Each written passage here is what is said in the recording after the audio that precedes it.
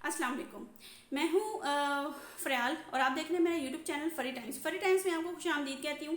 आज बच्चों के 8 अनटोल्ड मसाइल पे बात करेंगे, यानी ऐसे मसाइल, ऐसे प्रॉब्लम्स जिनके बारे में बच्चा बता नहीं सकता, अब कम्युनिकेट नहीं कर सकता, शायद कि उसके पास अल्फाज नहीं होते, उनकी ज़िंदगी का इतना एक्सपीरियंस नहीं होता, इतना तजर्बा नहीं होता, इतना एक्सपोजर नहीं होता, वो हर चीज़ के लिए उनके पास शायद वर्ड्स नहीं होते, या किसी भी वजह से वो ये मसाइल आपसे डिस्कस नहीं कर सकते। इन 8 अनटोल्ड मसाइल पे आज हम बात करेंगे, जिनको हम अनटोल्ड प्रॉब्लम्स भी कह सकते हैं, जिसमें से सबसे पहला मसला उनकी सेल्फ रिस्पेक्ट का है। बच्चे भी सेल्फ रिस्पेक्ट के बारे में उतना ही कॉन्शियस होते हैं जितना कि हम बड़े होते हैं। हम बड़ों की तरह बच्चों को भी यही होता है कि मेरी इंसल्ट ना हो जाए। जब हम उनको किसी बात पे ऊपर डांटते हैं तो आपने ये देखा होगा कि जब वो गैदरिंग में होते हैं या किसी ऐसी जगह पे होते हैं, एक्सपोज होते हैं या बाहर होते हैं, लोगों के सामने होते हैं, तो वो उन हरकतों को करने से अवॉइड करते हैं जिन पे मार पड़ी होती है या जिन पे डांट पड़ी होती है। तो वो अपने बारे में बड़े कॉन्शियस होते हैं। तो वो सेल्फ रिस्पेक्ट जो बच्चों की ड्यू है वो हमें कॉम्प्रोमाइज़ नहीं करनी चाहिए। उसके बारे में उसकी आपको एक एग्जांपल देती हूँ। फॉर एग्जांपल, एक बच्चा कहीं किसी जगह पर बैठा हुआ है, हम में से किसी को उसकी जगह चाहिए या उसकी मामा को जो है वो सीट नहीं मिल रही और वो वहाँ बैठना चाहती है। वो मामा ये भी नहीं करती कि वो उस बच्चे को कह दें कि प्लीज़ बेटा आप यहाँ से उठ जाओ ताकि आपकी मामा बैठ सकें, मामा को जगह नहीं मिल रही, या कुछ भी बात हो सकती है। वो क्या करेंगी, किसी और से बात करते करते उसको ऐसे हाथ के इशारे से उठा देंगी और ख़ुद वहाँ बैठ जाएंगी, बगैर ये देखे कि बच्चे के फेस एक्सप्रेशंस क्या हैं। वो शायद जगह ढूंढ के वहाँ बैठा था या उसको बैठना, मतलब सारी बातें एक तरफ, लेकिन उसकी सेल्फ रिस्पेक्ट हर्ट होती है। वो उसको ऐसा लगता है कि 4 लोग देख रहे थे, इन्होंने मुझे उठा के तो खुद बैठ गई हैं। दूसरा, बच्चे से बात करने का तरीका बहुत अच्छा होना चाहिए। हम अक्सर चाहते हैं कि हमारे बच्चे जो हैं वो बड़े होके डॉक्टर बने, इंजीनियर बने या सक्सेसफुल पर्सन बने। तो उस सक्सेसफुल पर्सन को जब आप सोचते हैं तो बच्चे को वही रिस्पेक्ट देना भी शुरू करें जो उस सर्टन प्रोफेशनल की होती है। जैसे अगर आपने बच्चे को डॉक्टर बनाना है तो उससे कम से कम उस लहजे में बात करें कि जिस तरह आप एक डॉक्टर से बात करते हैं। जब हम बात करते हैं, जब हम अपने बच्चे से बात करते हैं, उसको कहते हैं ओए इधर आ, क्या कर रहा है तू फलान, ये इस तरह हम उससे मतलब उसके मुताबिक हम उसको रिस्पेक्ट नहीं दे रहे होते। तो बच्चे, मैंने पहले भी वीडियो में आपसे बोला था कि बच्चे को उसके सही नाम से पुकारें और उसके साथ बात करते हुए इस बात का ध्यान रखें कि जो आप उससे चाहते हैं कि वो आपकी रिस्पेक्ट करे तो वो रिस्पेक्ट उसको देनी पड़ेगी, दिखाना पड़ेगा। हम सारा दिन उसको कहते रहेंगे ना कि बच्चे बड़ों से अच्छी तरीके से बात किया करो, आपके लफ्ज़ अच्छे होने चाहिए, और उसके बाद जब हम लोगों से बात करें तो हम अच्छी बात ना करें, अच्छे अल्फाज यूज़ ना करें, तो वो जो हमने उसको नसीहत की थी ना वो इफ़ेक्टिव नहीं रहेगी। हमें उसको करके दिखाना पड़ेगा। तो सेल्फ रिस्पेक्ट बच्चे का एक बड़ा नाजुक मामला होता है। इस नाजुक मामले को ज़रूर समझें, उससे डायलॉग करें। और एक और बात, बच्चे को सबके सामने मत मारें। कोशिश करें कि जब आपको उसको कुछ कहना हो या आपने उसको समझाना हो, उसको साइड पे ले जाएं। या अगर आपने उसको मार भी लिया है, वो दुनिया की मार खा के ना माँ के आंचल के नीचे छुपता है आके। क्या हो अगर उस माँ से भी उसको मार पड़ जाए। तो ये बहुत ज़रूरी है कि बच्चे को कॉन्फिडेंस देना, उसकी सेल्फ रिस्पेक्ट का ख्याल रखना। अगर कोई ऐसी गलती बच्चे से हो गई है या आपने मार भी दिया है तो कुछ देर के बाद उसके साथ डायलॉग करें, उसको बिठा लें, आजा बेटा बैठ जाते हैं अब उस मसले के ऊपर बात कर लेते हैं। और उसके साथ पहले ये बात डन कर लें कि बेटे अगर आप भी बात करें, मैं भी बात करती हूँ, अगर मामा की बात ठीक हुई तो फिर आपने मामा की बात माननी है। या अगर बाबा उसके साथ निगोशिएट कर रहे हैं, कम्युनिकेट कर रहे हैं, तो बाबा उसको समझा दें कि बेटे बाबा भी आपसे बात करें, आप भी बाबा से बात करें। फिर अगर बाबा की बात सही होगी तो आपको बाबा की बात माननी पड़ेगी। बच्चे के साथ ओके का जो है ना एक मुआहदा कर लें कि बच्चे को बच्चे के लेवल पे जाके उसको समझाएं।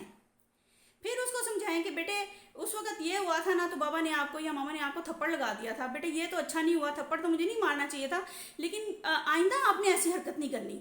बच्चा आपकी बात को ज़रूर सुनेगा, उसको वैल्यू फील होगी, वो ज़रूर उसको एडिट करेगा, वो ज़रूर उसके ऊपर काम करने की कोशिश करेगा। और 1 दफ़ा 2 दफ़ा मैक्सिमम 3 दफ़ा जब आप यही एटीट्यूड रिपीट करेंगे तो वो अपनी इन चीज़ों को सही करने की कोशिश करेगा।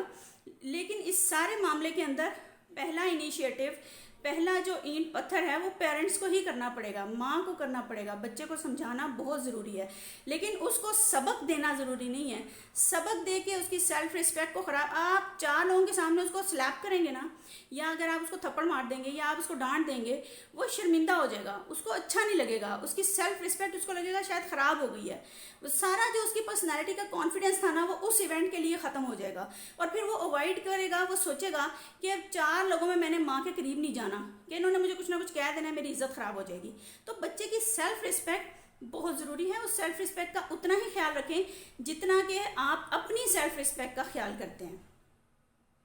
दूसरा प्रॉब्लम जो बच्चे हमेशा फेस करते हैं वो ये है कि पेरेंट्स के पास उसकी बात सुनने का टाइम नहीं होता।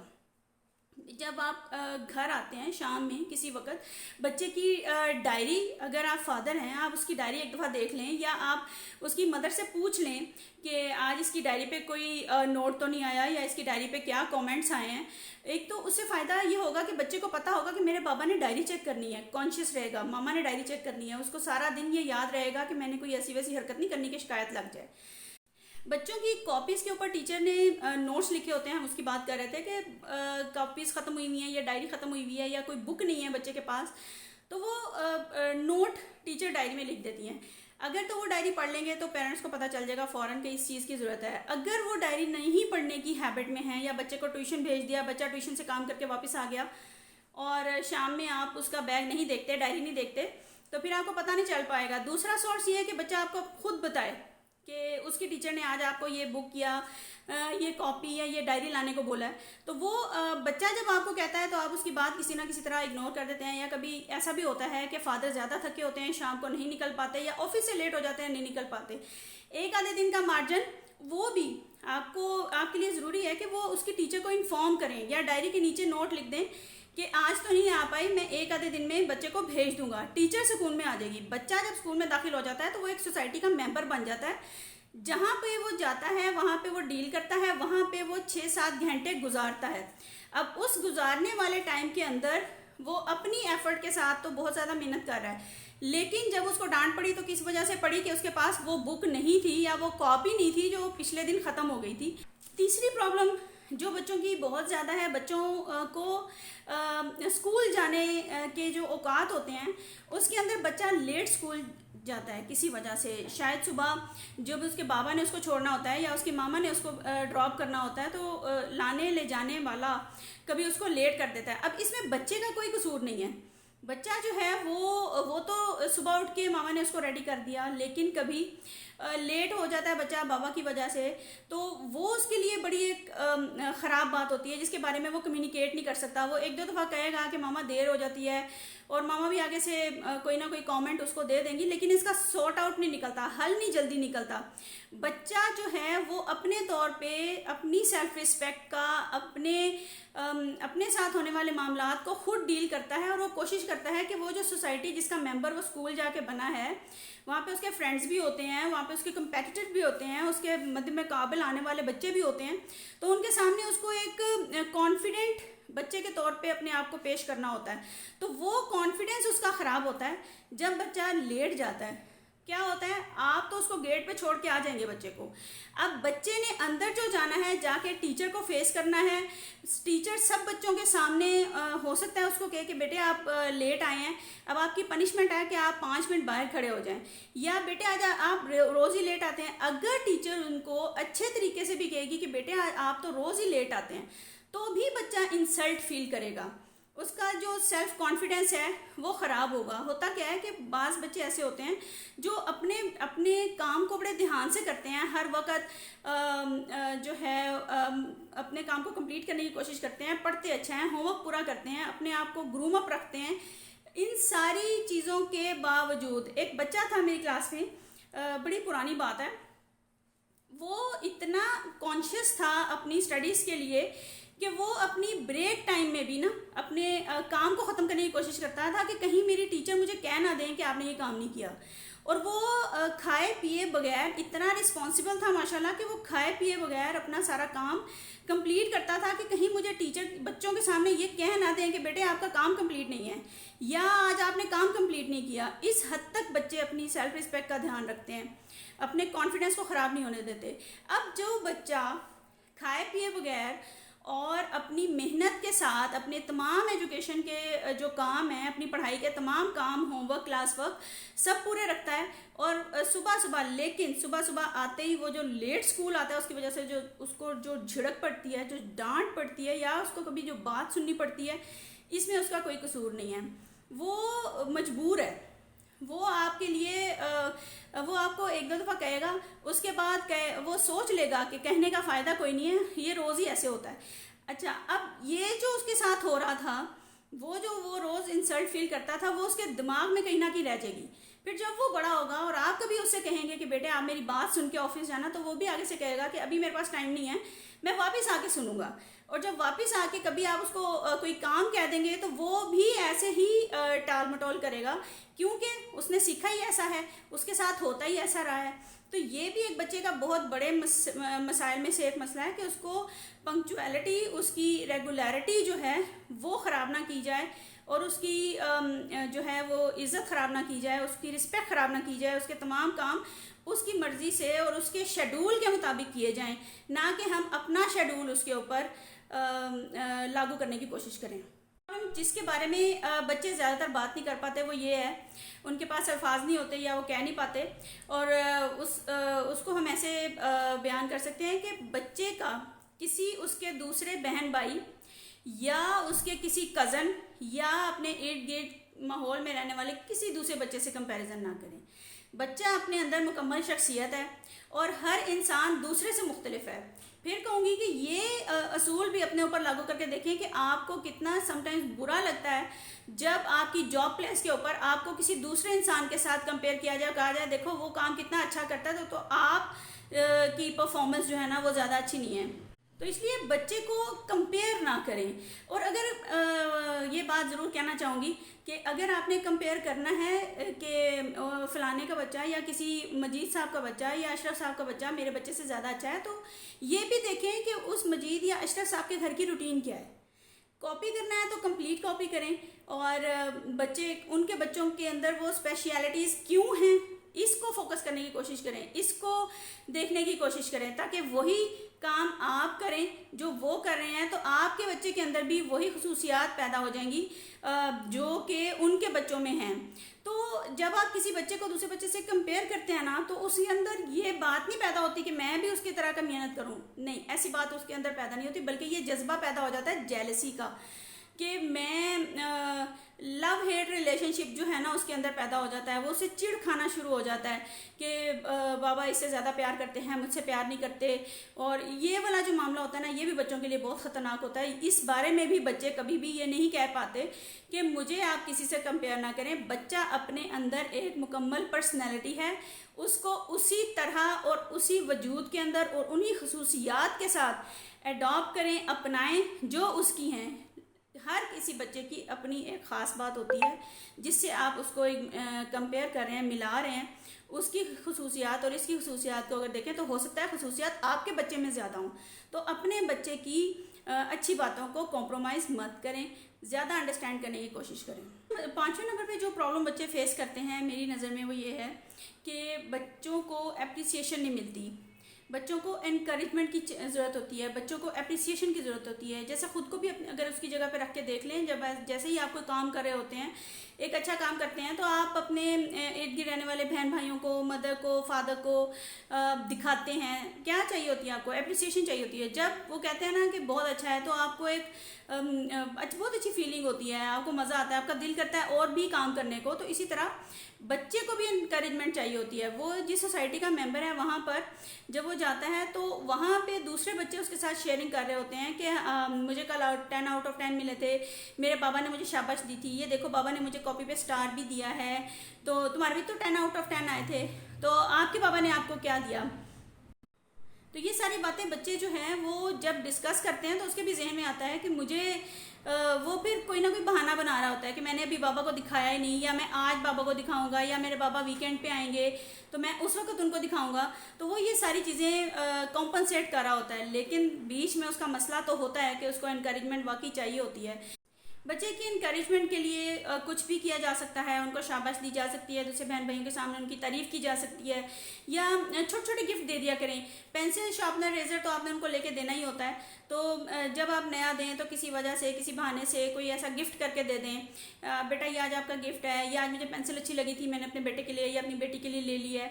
इन सारी चीज़ों से बच्चा अपने आप को बड़ा अच्छा महसूस करता है और उसको इंकरेजमेंट मिलती है, मोटिवेशन मिलती है।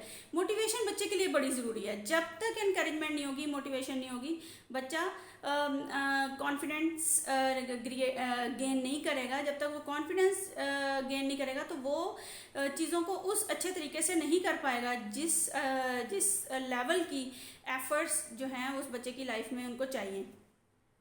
नेक्स्ट प्रॉब्लम जो बच्चे ज़्यादा बोल नहीं पाते जिसके बारे में, वो ये है कि समटाइम्स बच्चे जिद कर रहे होते हैं कि मैंने ये कपड़े नहीं पहनने, ये पहनने हैं।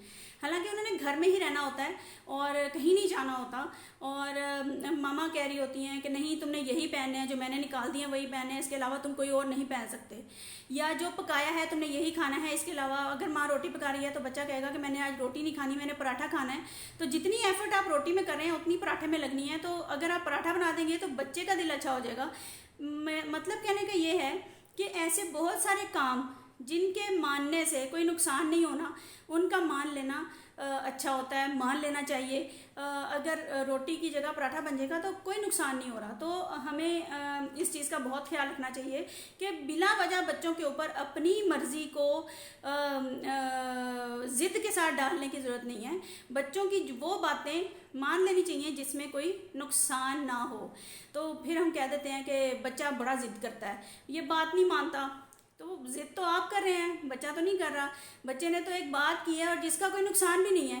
होता क्या है कि बच्चा जब वो ड्रेस पहनता है या जब वो खा लेगा, एक दफ़ा अपना मर्ज़ी से पराठा खा लेगा, तो नेक्स्ट टाइम वो खुद भी सोचेगा कि पिछला मैंने अपनी बात मनवा ली थी, अब मैं मामा की मान लेता हूँ। या फिर अगर वो नेक्स्ट भी इस तरह की कोई बात करे तो मामा उसको कह सकती हैं कि बेटे लास्ट टाइम मैंने आपकी बात मानी थी, अब मामा की बारी है, अब आप मामा की बात मान लें। तो बच्चों को समझाने के 101 तरीके हैं, उन तरीक़ों को अपनाया जाए, अपने आप को कूल डाउन रखें और बच्चे की उन बातों को ज़रूर मान लें जिनके मानने से कोई नुकसान नहीं होना। एक और प्रॉब्लम, एक और मसला जिसके बारे में बच्चे बहुत ज़्यादा बात नहीं कर सकते, वो ये है कि बच्चे के पास उसकी स्टेशनरी, उसकी पेंसिल, रेज़र, शार्पनर, स्केल, जितनी भी चीज़ें उसको चाहिए होती हैं वो ज़रूर होनी चाहिए। समटाइम्स कभी हम उनको कह देते हैं कि अच्छा बेटा अपने भाई से ले लेना, भाई भी स्कूल में पढ़ता है तो तुम भाई से पेंसिल ले लेना, या साथ वाले बच्चे से पेंसिल ले लेना। इससे क्या होता है कि बच्चे को मांगने की आदत पड़ती है, बच्चा दूसरे के हाथ की तरफ देखना शुरू कर देता है। और कोई भी बच्चा ये पसंद नहीं करता कि मैं किसी से मांग के कोई चीज़ लूँ, या मैं किसी से मांगूँ, मैं किसी से बात करूँ। उसके पास हर चीज़ खुद के पास मौजूद होनी चाहिए। तो ये भी बच्चों को बहुत ज़्यादा मसाइल रहते हैं। उनके जो लंच बॉक्स होते हैं उसके अंदर वैरायटी होनी चाहिए, रोज़ एक चीज़ दे देने से, क्योंकि सोसाइटी है ना, सोसाइटी का मेंबर है बच्चा, साथ वाला बच्चा बिल्कुल साथ बैठा हुआ है, उसने फ़ौरन से कह देना है कि तुम तो रोज़ ही ये लाते हो, तुम तो। आज की वीडियो में हमने बात की बच्चों के अनटोल्ड मसाइल के ऊपर, ऐसे मसाइल जो बच्चे ज़्यादातर बात नहीं कर पाते, कम्युनिकेट नहीं कर पाते। तो इस जैसे और भी मसाइल अगर आपको लगते हैं कि कोई हैं आपकी नज़र में, तो आप मुझे कमेंट बॉक्स में ज़रूर बताइएगा।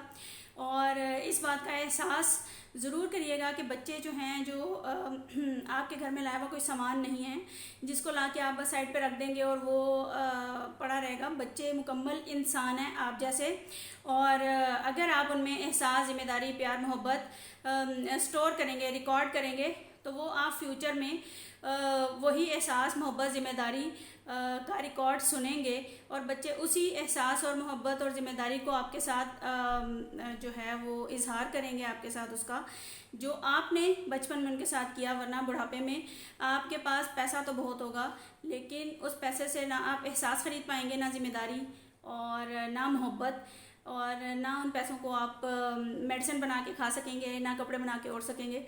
तो अपने बच्चों के फ्यूचर को अच्छा बनाएं, अपने फ्यूचर को अच्छा बनाएं। आपके बच्चों का अच्छा फ्यूचर असल में आपका अच्छा फ्यूचर है, तो उस पर तवज्जो दें, बच्चों के प्रॉब्लम्स को हल करने की कोशिश करें। और उम्मीद करती हूँ कि आज की वीडियो आपको बहुत पसंद आई होगी। कमेंट्स बॉक्स में ज़रूर कमेंट करके बताइएगा।